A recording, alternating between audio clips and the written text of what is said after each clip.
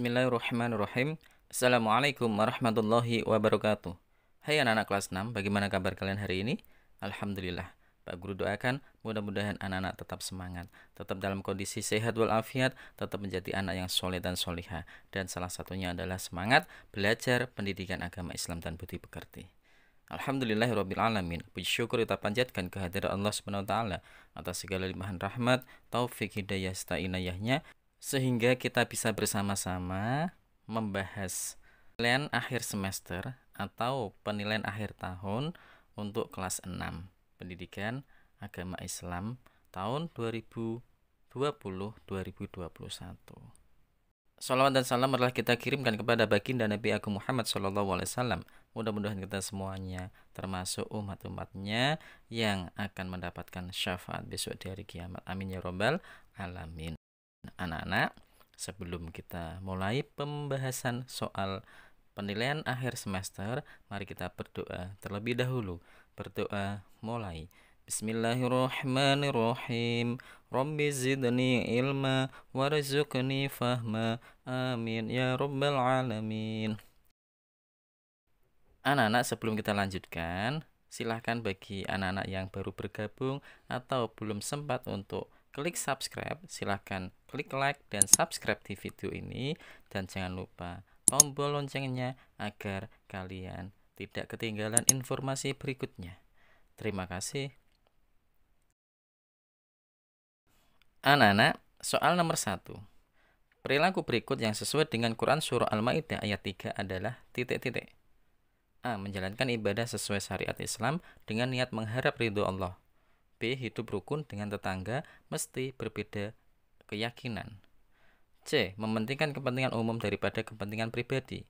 D. Menceritakan keutamaan agama Islam kepada pemeluk agama lain. Quran Surah Al-Ma'idah ayat 3 menjelaskan tentang agama Islam, tentang agama yang diridhoi Allah SWT, yaitu jawaban yang benar adalah menjalankan ibadah sesuai syariat Islam dengan niat mengharap ridho Allah SWT. Nomor 2. Perhatikan arti surah Al-Maidah ayat 3 berikut ini. Pada hari ini orang-orang kafir telah putus asa untuk mengalahkan agamamu. Sebab itu janganlah kamu takut kepada mereka dan takutlah kepadaku.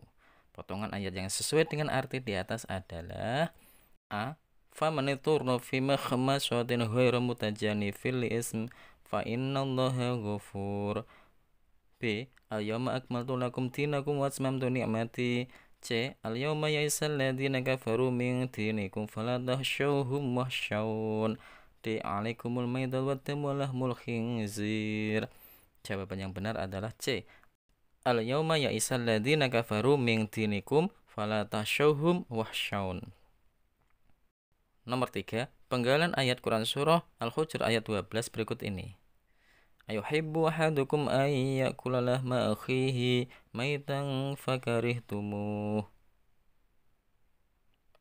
Apakah ada di antara kamu yang suka memakan daging saudaranya yang sudah mati? Tentu kamu merasa jijik. Isi pokok yang terkandung dalam penggalan ayat di atas adalah, coba diperhatikan, A, B, C, atau D. Jawaban yang benar adalah B. Allah SWT melarang umatnya berperilaku mencari-cari kesalahan dan aib orang lain serta berperilaku menggunjing satu sama lain. Jadi, kalau ada orang yang berperilaku seperti itu, termasuk orang yang memakan daging saudaranya sendiri. 4. Perhatikan beberapa isi pokok surah dalam Al-Quran berikut ini. 1. Umat Islam harus menjalin silaturahim agar saling mengenal. 2. Agama Islam adalah agama yang telah sempurna. 3. Allah menciptakan manusia dengan bersuku-suku dan berbangsa-bangsa.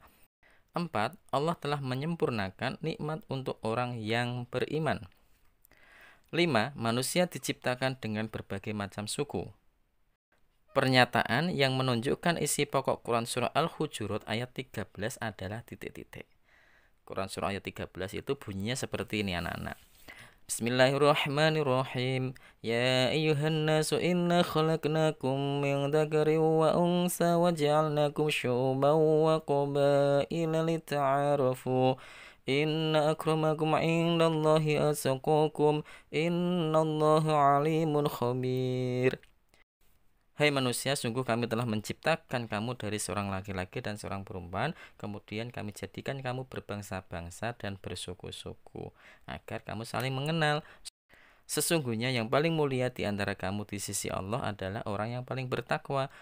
Jadi, yang menunjukkan isi pokok Quran Surah Al-Hujurat ayat 13 adalah nomor 1, nomor 3, dan nomor 5. 5. Beriman kepada qadha dan qadar adalah meyakini dengan sepenuh hati bahwa segala sesuatu yang terjadi di alam ini dan segala hal yang menimpa pada diri kita, baik dan buruk, adalah kehendak Allah semata. Cara yang tepat dalam beriman kepada qadha dan qadar adalah titik-titik. A. Belajar terus-menerus supaya pintar dan meraih prestasi. B. Beribadah kepada Allah sepanjang hari dan malam. C. Bercita-cita yang tinggi dan berusaha dapat meraihnya. D. Bersungguh-sungguh dalam berusaha dan berdoa.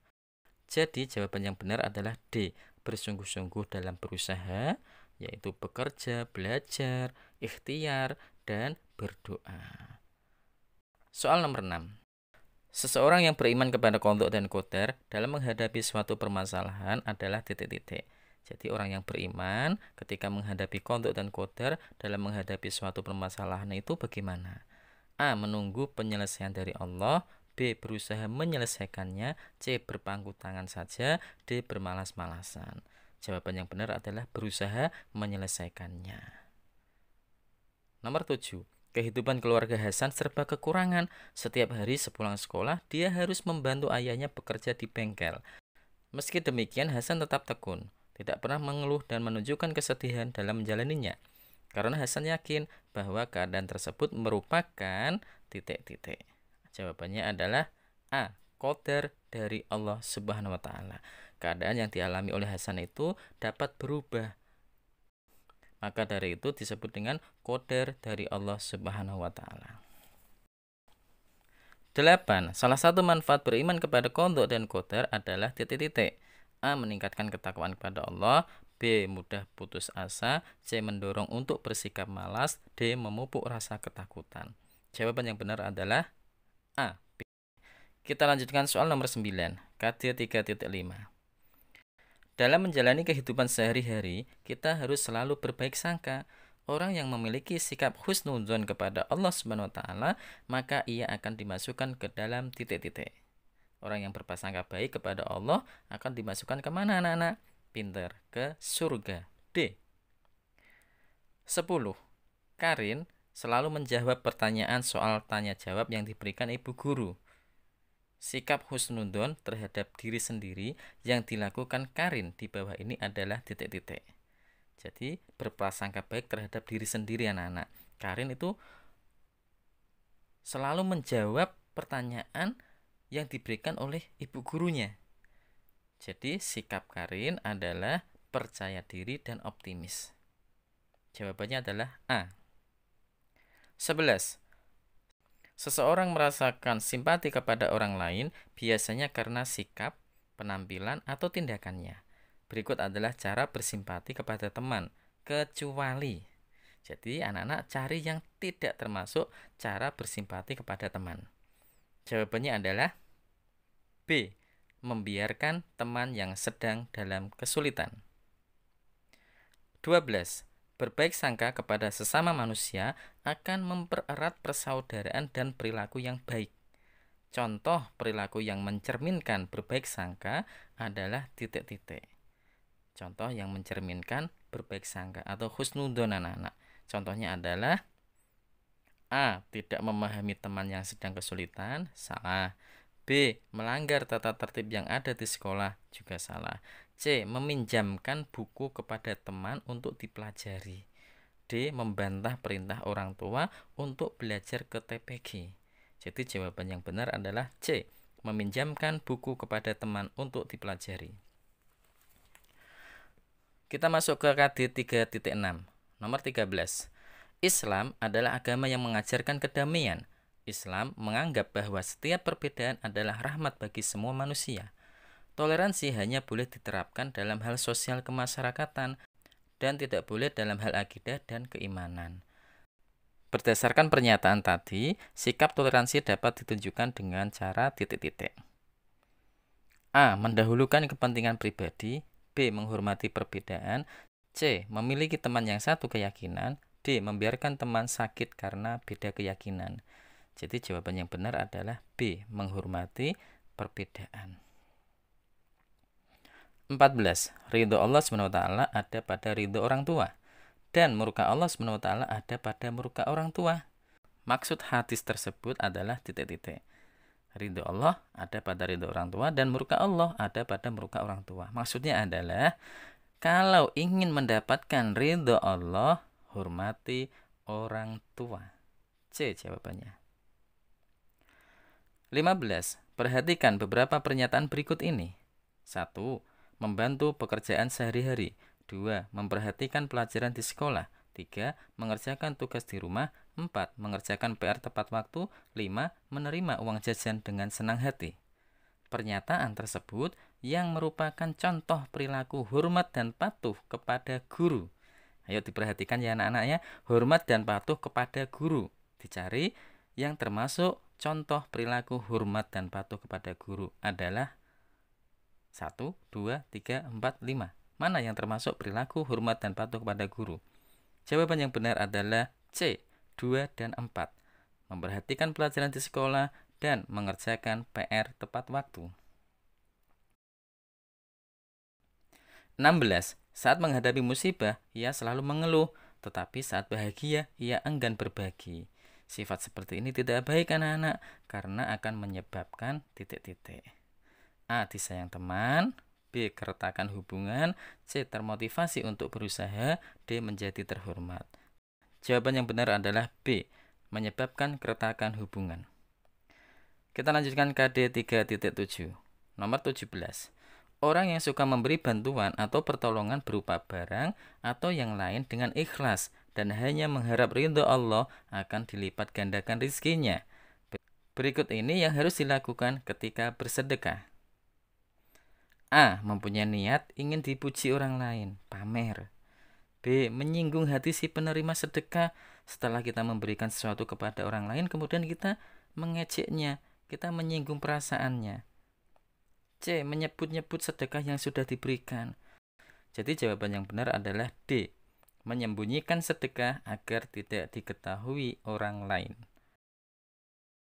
Soal nomor 18. Sedekah jariyah yang berupa benda atau harta, seperti tanah atau bangunan, dapat dimanfaatkan untuk kepentingan umum.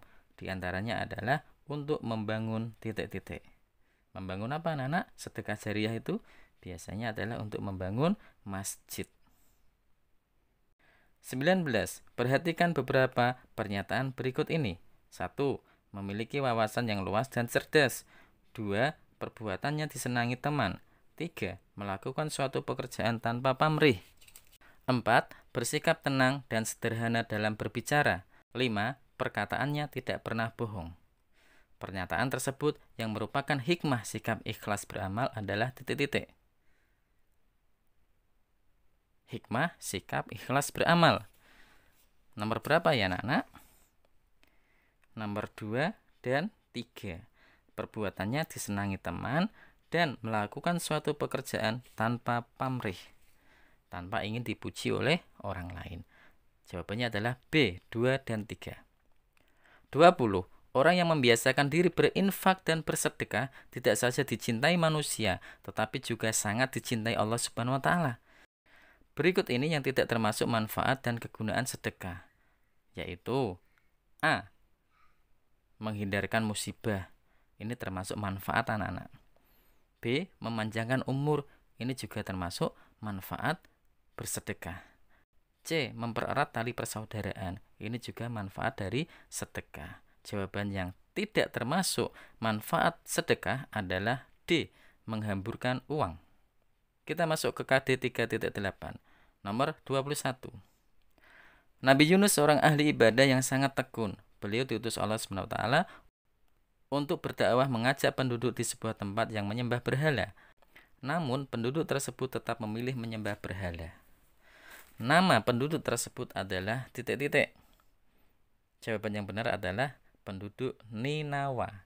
Jadi Nabi Yunus itu diutus oleh Allah untuk berdakwah menyebarkan agamanya Allah kepada penduduk Ninawa.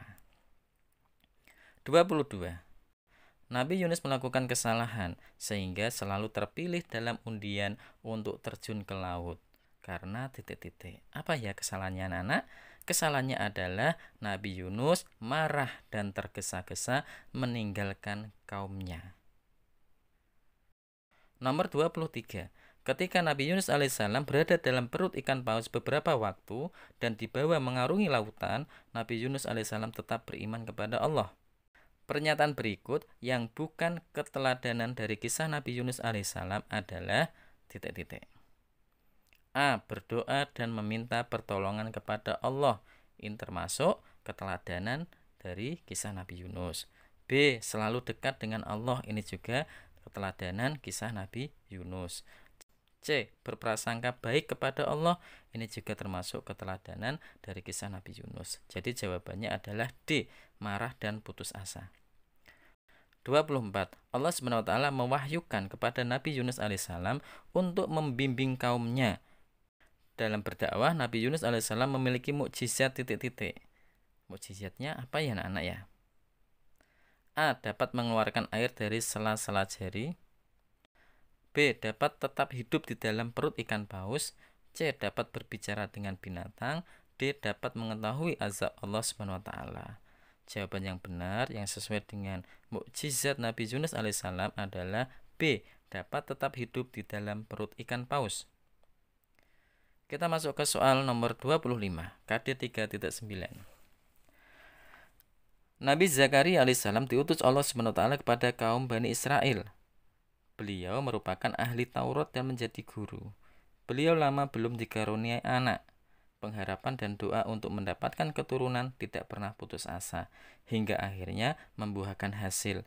Allah SWT mengabulkan doa Nabi Zakaria alaihissalam, sehingga dia memperoleh anak di usia yang sudah tua. Yang bisa diteladani dari kisah Nabi Zakaria alaihissalam adalah titik-titik. A. Selalu berdoa dan tidak putus asa. B. Selalu sedih karena sudah tua. C. Merasa bangga setelah dikabulkan doanya. D. Merasa sombong karena dikabulkan doanya. Jawaban yang benar adalah A. Selalu berdoa dan tidak putus asa. 26. Perhatikan pernyataan berikut ini. 1. Berpikiran positif dan optimis. 2. Berbaik sangka kepada Allah Subhanahu wa taala. 3. Tetap sabar tinggal di dalam perut ikan. 4. Memohon ampun agar azab itu segera diangkat. Dari pernyataan di atas, keteladanan Nabi Zakaria alaihissalam yang dapat kita terapkan dalam kehidupan sehari-hari ditunjukkan pada titik-titik. Nomor berapa anak-anak? 1 dan 2. Berpikiran positif dan optimis. 2. Berbaik sangka kepada Allah Subhanahu wa taala.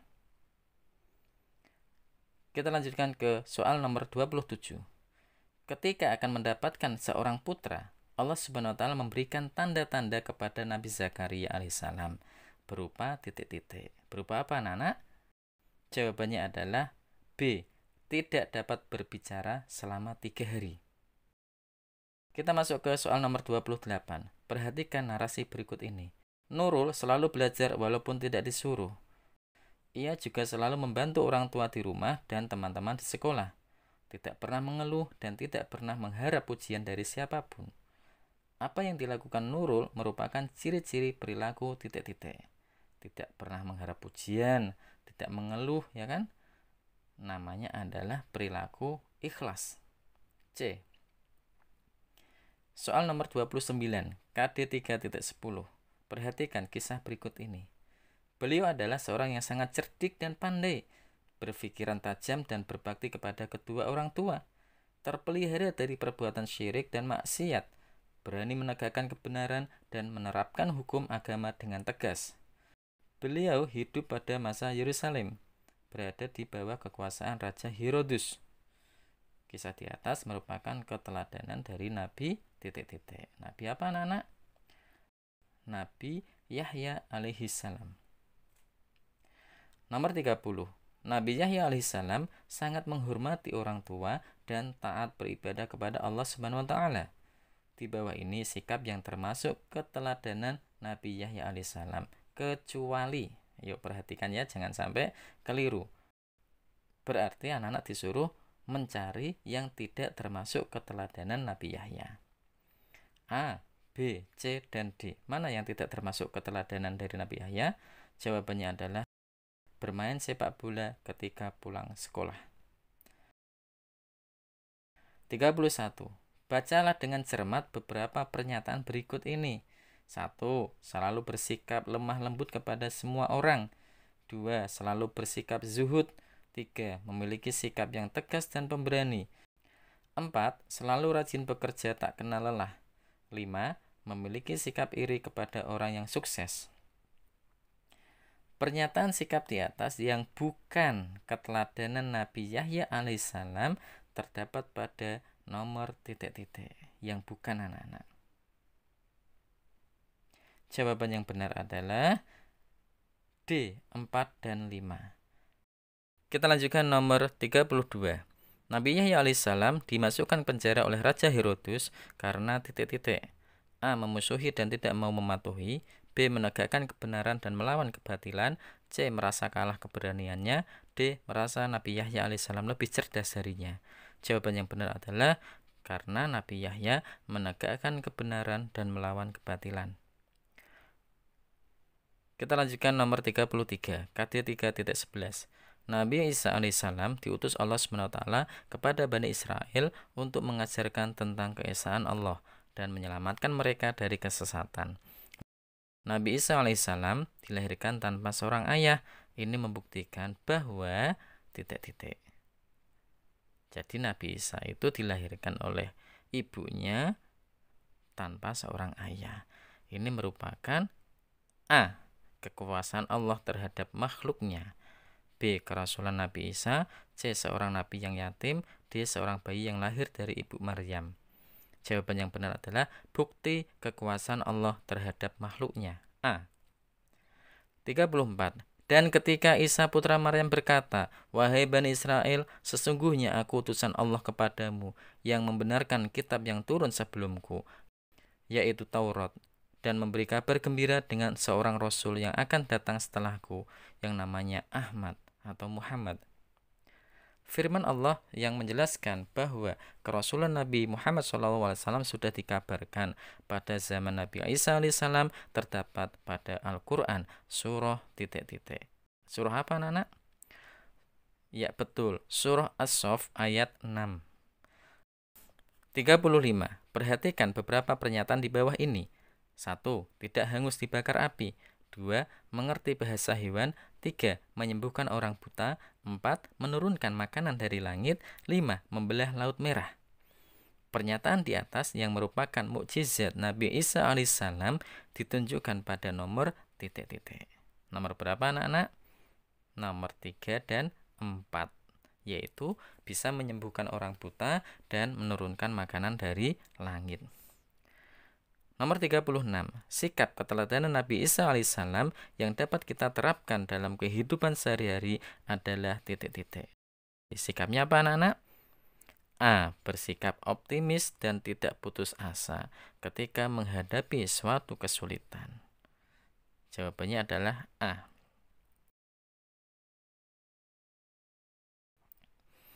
37. KD 3.14 tentang Ashabul Kahfi. Ashabul Kahfi hidup pada masa pemerintahan seorang raja Romawi yang berkuasa di kota Tarsus, penyembah berhala yang dikenal kejam dan sombong. Seluruh rakyat harus menyembah berhala. Sang raja mengancam akan membunuh rakyatnya yang tidak sejalan dengannya. Alasan di atas yang menyebabkan Ashabul Kahfi bersembunyi di sebuah gua dan ditidurkan oleh Allah selama titik-titik. Selama berapa tahun anak-anak? Selama 309 tahun. 38. Kami ceritakan kepadamu wahai Muhammad kisah mereka dengan sebenarnya. Mereka adalah pemuda-pemuda yang beriman kepada Tuhan mereka dan kami tambahkan petunjuk kepada mereka. Quran Surah Al-Kahfi ayat 13. Ayat di atas menjelaskan kepada kita bahwa orang yang beriman akan selalu titik-titik. A. Mendapatkan petunjuk. B. Bersabar menghadapi ujian. C. Mendapatkan perlindungan dari Allah. D. A, B, dan C benar. Jawabannya adalah bahwa orang yang beriman akan selalu mendapatkan petunjuk, bersabar menghadapi ujian, dan mendapatkan perlindungan dari Allah Subhanahu wa Ta'ala. Jadi jawabannya adalah D, semuanya benar.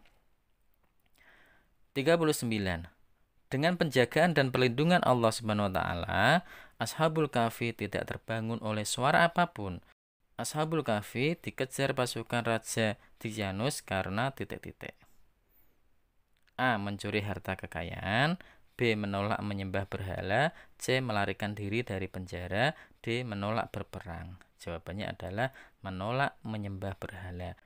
Kita ke soal terakhir, 40. Perhatikan beberapa hikmah kisah teladan berikut ini. 1. Meyakini bahwa tidak ada yang berhak disembah kecuali Allah. 2. Allah akan melindungi orang yang berpegang teguh pada keyakinan. 3. Sikap tolong-menolong dalam masyarakat tanpa memandang agama. 4. Saling membantu sesama kaum muslimin atas dasar satu akidah Islam. Hikmah dari kisah teladan Ashabul Kahfi ditunjukkan pada nomor berapa, anak? Jadi jawaban yang benar adalah 1 dan 2. Meyakini bahwa tidak ada yang berhak disembah kecuali Allah, dan Allah akan melindungi orang yang berpegang teguh pada keyakinan. Anak-anakku yang soleh dan solihah kelas 6 yang tetap semangat untuk belajar pendidikan agama Islam, demikianlah sedikit pembahasan soal penilaian akhir semester tahun ini bersama dengan Pak Guru. Mudah-mudahan bermanfaat, dapat membantu anak-anak dalam belajar. Dan anak-anak juga bisa mempelajari latihan soal penilaian tengah semester yang Pak Guru buat di channel ini. Nanti bisa dipelajari juga sebagai tambahan bahan untuk mengerjakan soal penilaian akhir semester genap ini. Pak Guru doakan mudah-mudahan kalian semuanya sukses dalam mengerjakan penilaian akhir semester genap pendidikan agama Islam dan budi pekerti dan materi pelajaran yang lainnya. Terima kasih atas perhatiannya. Marilah kita akhiri pembelajaran ini dengan membaca hamdalah bersama-sama. Alhamdulillahirabbil alamin. Wassalamualaikum warahmatullahi wabarakatuh.